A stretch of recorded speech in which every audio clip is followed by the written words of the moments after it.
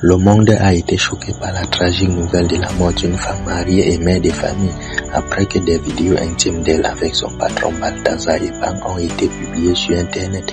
Cette femme dont le nom est actuellement inconnu aurait décidé de se donner la mort après que plus de 400 vidéos d'elle et de ses partenaires ont été diffusées sur les réseaux sociaux. A éclaté lorsque Balthazar Ebang, homme politique et homme d'affaires guinéen, est devenu populaire sur les réseaux sociaux après que ces vidéos aient été publiées. Bien que le nom de la femme n'ait pas été divulgué, on sait qu'elle travaillait pour M. Ebang en tant qu'assistant personnel et qu'elle était également la mère de 2 enfants.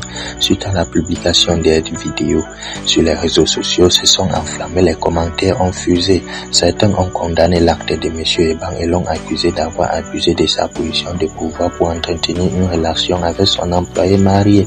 D'autres ont critiqué la femme pour sa participation à ces actes et ont remis en question sa moralité en tant que femme mariée. Mais au milieu de ce scandale, la femme a été retrouvée sans vie dans sa maison.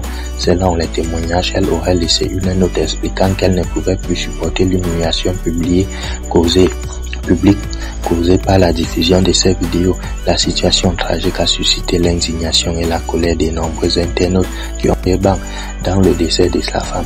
Les réactions à cette affaire ont été visées et nombreuses. Certains ont souligné que les actes de M. Ebang étaient en flagrant de la vie privée et que la publication de ces vidéos sans consentement était un acte criminel.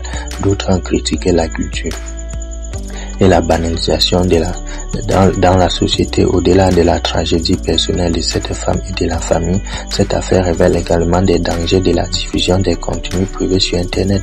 Les réseaux sociaux ont un pouvoir immense et peuvent causer des dommages irréprochables lorsqu'ils sont utilisés de manière responsable. Il est important de rappeler que derrière chaque image publiée sur Internet, il y a une personne réelle et des conséquences réelles. En fin de compte, cette affaire est un rappel brutal que l'usage des réseaux sociaux doit se faire avec responsabilité et respect de la vie privée d'autrui. La vie de cette femme a été détruite en quelques clics et son décès tragique est un imprudent et bienveillant dans nos interactions en ligne.